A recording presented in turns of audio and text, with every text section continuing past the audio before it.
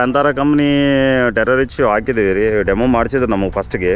ನಾವು ಒಟ್ಟು 50 ಎಕರೆ ಮಾಡ್ತೀವಿ. 50 ಎಕರೆಗೂ ಮಾಡಿದ್ದೀವಿ. ಇಳುವರಿ ಚೆನ್ನಾಗಿ ಬಂದಿತ್ತು. ಮೊದಲಿಗೆ ಇದು ಕಂಪೇರ್ ಮಾಡಿದ್ರೆ ಒಂದು 6 7 ಚಲ ಇಳುವರಿ ಜಾಸ್ತಿ ಐತಿ. ಪರವಾಗಿಲ್ಲ, ಯೂಸ್ ಮಾಡ್ಬೋದು. ಬಡ್ಡಿನೂ ಚೆನ್ನಾಗೈತಿ, ಕಾಳು ಚೆನ್ನಾಗೈತಿ. ಆಮೇಲೆ ತೂಕನೂ ಬೇಸ್ ಬರೋಗತ್ತವ್ರಿ. ತೂಕನೂ ಚೆನ್ನಾಗೈತಿ, ಬಡ್ಡಿನೂ ಮಾಡಿದ್ವು, ಎಲ್ಲೋ ಮಾಡಿದ್ವು, ಗ್ರೀನ್ನೆಸ್ಸು ಚೆನ್ನಾಗಿತ್ತು, ಬೇರು ಚೆನ್ನಾಗೈತ್ರಿ.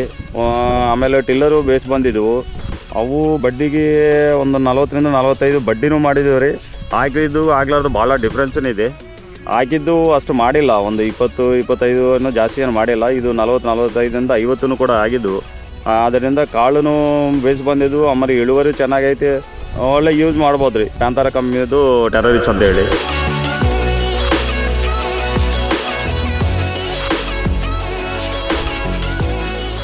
ನಾವು ನಾಟಿ ಮಾಡಿದ್ರಿಂದ 10 ದಿನದಿಂದ 15 ದಿವಸಕ್ಕೆ ಬಳಸಿದ್ದೀವಿ ರೀ.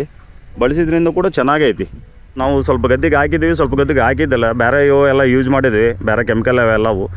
ಟೆರರಿಚ್ ಅದಕ್ಕೆ ಇದಕ್ಕೂ ಭಾಳ ಡಿಫ್ರೆನ್ಸ್ ಇದೆ. ಪ್ಯಾಂತಾರ ಕಂಪ್ನಿದು ಯೂಸ್ ಮಾಡ್ಬೋದು ರೀ. ಅದಕ್ಕೆ ನನ್ನ ಬಾಗಿಲಾಗ ಹೊಲಕ್ಕೂ ನನಗೂ ಭಾಳ ಡಿಫ್ರೆನ್ಸ್ ಇದೆ, ವ್ಯತ್ಯಾಸ ಇದೆ. ಆಮೇಲೆ ಒಳ್ಳೆ ಇಳುವರಿ ಚೆನ್ನಾಗಿ ಬಂದಿತ್ತು. ಈಗ ಇವರಿಗೆ ನನಗೆ ಭಾಳ ಡಿಫ್ರೆನ್ಸ್ ಇದೆ. ಅವರಿಗೆ ನಮಗೆ ಒಂದು 5 6 ಚೀಲನೂ ಜಾಸ್ತಿ ಬಂದಿದೆ. ನಂದು ಇಳುವರಿ ಬೇಸಿತ್ತು. ಪರವಾಗಿಲ್ಲ ರೀ. ಎಲ್ಲ ನಾವು ನಾಳೆಯಿಂದ ಒಂದು 4 ರೈತರಿಗೆ ಹೇಳ್ಬೋದು, ಖಂಡಿತವಾಗಿ ಹೇಳ್ಬೋದು, ಧೈರ್ಯವಾಗಿ ಹೇಳ್ಬೋದು. ಟೆರರಿಚ್ ಒಂದು ಬೆಸ್ಟ್ ಪ್ರಾಡಕ್ಟು, ಯೂಸ್ ಮಾಡ್ಬೋದು.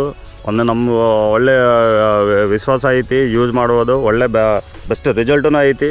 ದಯವಿಟ್ಟು ಎಲ್ಲ ರೈತರಿಗೆ ಒಂದೇ ಹೇಳೋದು, ಯೂಸ್ ಮಾಡಿರಿ, ಟೆರರಿಚ್ ಬಳಸಿರಿ, ನಿಮಗೆ ರಿಸಲ್ಟ್ ಗೊತ್ತಾಗ್ತೈತಿ, ಯೂಸ್ ಮಾಡ್ಬೋದು.